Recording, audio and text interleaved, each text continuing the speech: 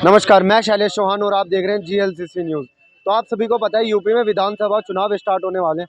तो इसी को मद्देनज़र रखते हुए हम लोग यहाँ पे जनता से बात करने आए हैं, खुद रूबरू होने आए जनता से कि अब की बार वो किसको वोट देगी और वो हर साल क्या सोच के वोट देती है कि यार ये सरकार आएगी तो वो ये काम करवाएगी, हमको इससे ये फ़ायदा होगा। तो यहाँ पे कुछ भाई खड़े हुए हैं, इनसे बात करते हैं। भाई आपका नाम? मेरा नाम इंद्रपाल सिंह गुज्जर है जी। इंद्रपाल सिंह गुज्जर। इंद्रपाल सिंह। इंद्रपाल सिंह गुज्जर। हाँ जी। तो आप क्या सोच के वोट देते हो कि यार मैं अब की बार इस सरकार को वोट देने वाला हूँ? सोचता क्या, मुझे तो ये लगता है जो भी अच्छा लगे तो ठीक ही है, और क्या सोचना तो होता ही नहीं कभी। नहीं, ये सोच के कि यार ये सरकार आएगी तो इससे आम जनता को ये फायदा होने वाला है। हमें तो जी इस सरकार से बड़ा फायदा हुआ है। बहुत फायदा हुआ जैसे। हाँ जी, जैसे कि मैंने तो चाय का स्टॉल खोल रखा है ये बगल में ही। अच्छा चल रहा। बहुत अच्छा चल रहा है। कोई प्रॉब्लम नहीं आई हमें। कोई पुलिस वुलिस वाले कोई उठाने नहीं आ रहे, नहीं कोई नहीं, कमेटी नहीं है उठाने आ रही, नहीं नहीं, कोई कमेटी तो आती है बट कोई दिक्कत नहीं होती है। कोई दिक्कत नहीं होती। मतलब गुंडावाद भी खत्म हो चुका है। हाँ बिल्कुल हो चुका है जी। लेकिन पहले के आंकड़े देखे जाए तो लोग ऐसा कहते थे कि बीजेपी सरकार ही गुंडावाद को बढ़ावा देती थी, तो अब उनके आने से तो ऑब्वियसली बात है गुंडावाद खत्म हो गई होगा। ना बिल्कुल ऐसा कुछ नहीं है भाई, तो एक दूसरे की बुराई करते ही हैं लोग, बट अपना जो जिसे जो अच्छा लगता है वो करता है। मुझे तो मोदी सरकार अच्छी लगी भैया। जो और भी मोदी सरकार ने मतलब बहुत फायदा करा है। तो भाई साहब आपका? मेरा नाम संदीप चौधरी है। संदीप चौधरी। तो आप क्या सोचते हो कि यार अब की बार मैं इस सरकार को वोट दूंगा, ये इतना अच्छा काम कर? देखिए, विकास को सोचते हुए मैं आगे का वोट निर्धारित करता हूँ कि मैं विकास को वोट दूंगा। मैं किसी राजनीतिक पार्टी को वोट या सपोर्ट नहीं दूंगा। ठीक है, मैं विकास को वोट दूंगा, जो विकास करेगा उसका वोट है। नहीं, अब की बार आप इस सरकार जो थी उन्होंने विकास करा इसका इसका जनता को दिख रहा विकास है। ठीक है, और मैं तो यही कहूँगा, अगर उत्तर प्रदेश की बात करूँ तो यूपी प्लस योगी, तो देन प्लस इजिकल टू उपयोगी। तो यूपी है उपयोगी। इससे पहले की जो सरकार थी अखिलेश यादव की, हाँ देखिए, उनकी सरकार का काम अगर मैं बात करूं, अच्छी सरकारें थी, काम भी कराया, पर एक पारिवारिक गतिविधियों की वजह से कहीं ना कहीं सरकार डगमगाई है, और उसका असर कहीं ना कहीं जनता पे भी देखने को मिला आपको। ठीक है, जनता कहीं ना कहीं इससे डिमोटिवेट हुई है और विकास कार्य फिर बाधित हुए उन चीज़ों को लेके। ठीक है, जनता क्या है, पारिवारिक मुद्दों के साथ साथ व्यवहारिक मुद्दे भी देखती है। और देखा जाए तो इस टाइम पे आप कह रहे हो कि योगी सरकार और मोदी जी ने इतना अच्छा काम करवाया, लेकिन महंगाई कितनी ज़्यादा बढ़ चुकी है। सिलेंडर 1000 रुपये का मिल रहा है, टमाटर 40-80 रुपये किलो। इस बारे में सर देखिए, आर्थिक व्यवस्था का निर्धारण ना तो केंद्र सरकार के हाथ में होता है और ना ही राज्य सरकार के हाथ में होता है। ठीक है, इसका निर्धारण तो आम जनता खुद करती है। जिस चीज़ की उत्पादक क्षमता ज़्यादा रहेगी वो ऑफिशियली कम होगी। जब हमारी उत्पादकता ही कम है तो उसका तो महंगाई हाई फाई रहेगी। और दूसरा, आप कह रहे हैं कि सिलेंडर 1000 रुपया का है। ठीक है, उसके साथ आपको सब्सिडी दी जा रही है, वो भी है कहीं न कहीं एक अच्छा मुद्दा है सब्सिडी मिलने का। काला बाज़ारी रुकी है उससे। ठीक है, आप ब्लैक से का सिलेंडर लेंगे काला बाज़ारी में तो 1000 का मिलेगा। तो वही सिलेंडर अगर आप गैस एजेंसी लेंगे तो वो भी आपको 1000 का मिलेगा। तो कहीं न कहीं काला बाज़ारी पे इसका रोकथाम है। बिल्कुल। तो यहाँ पे लोग काफ़ी खुश हैं योगी सरकार से। तो आगे हम और लोगों से बात करते हैं। तो यहाँ पे हमारे भाई हैं जो मेहनत कर रहे हैं यहाँ पे, तो इनसे बात करते हैं कि वो क्या।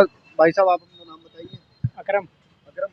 तो आप क्या सोच के वोट देते हैं कि अब की बार मैं इस सरकार को वोट दूंगा, ये मेरे लिए इतना कुछ फायदा कर सकती है? बढ़िया फायदा कर रही है। बढ़िया, योगी सरकार अच्छा फायदा कर रही है। तो जो इससे पहले वाली सरकार थी वो कुछ ज़्यादा फायदा नहीं कर रही। अब देखो, सब अपने अपने टाइम पे सभी करते हैं। लेकिन जो इससे पहले वाली सरकार थी उनके वहाँ पे काफ़ी इनकम टैक्स के छापे ही पड़े हैं। अब ये तो सर हम इतने पढ़े लिखे हैं नहीं। तो यहाँ पे हम कुछ लेडीज़ों से जानते हैं कि उनके लिए कि क्या उनकी जो रात को सुरक्षा है वो हो रही है, नहीं हो रही। मैम आप पहले अपना नाम बताइए। मेरा नाम निधि शर्मा है सर। हाँ तो मतलब आप क्या सोच के वोट देते हो कि अब की बार मैं इसको वोट दूंगी? ये देखिए सर, पहले भी गवर्नमेंट थी, पहले भी वोट दिए हैं और अभी भी दिया था नरेंद्र मोदी जी को। तो पहली सरकार थी जो बोलते थे बस, बाकी सेफ्टी नहीं थी इतनी। आपको पता है उनके अखिलेश यादव के बाद उसमें रेपिस केस बहुत ज़्यादा थे। बहुत ज़्यादा। ठीक है, लेकिन ये योगी जी हैं, मोदी जी हैं, रेप सेफ्टी है बट थोड़ी सी और सुरक्षा की जाए। और सुरक्षा की जाए। हाँ जी। तो फिर और क्या क्या सोचते हो कि जैसे गरीबों के लिए कुछ करा जाए?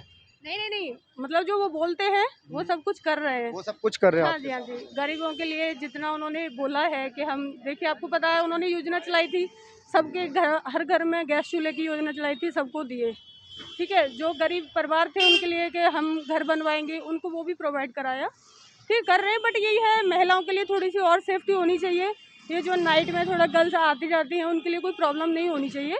और बाकी जो जैसे मोदी जी नरेंद्र मोदी भर्ती को लेके, जैसे गवर्नमेंट जॉब हैं गर्ल्स के लिए बॉयज़ के लिए वो बोलते हैं, तो थोड़ा उस पर भी ध्यान दिया, क्योंकि जो आपकी जनरल कैटेगरी है उस पर कम फोकस रहता है सर, उनका कंपटीशन हाई लेवल का रहता है, थोड़ा इस पर भी ध्यान दिया जाए।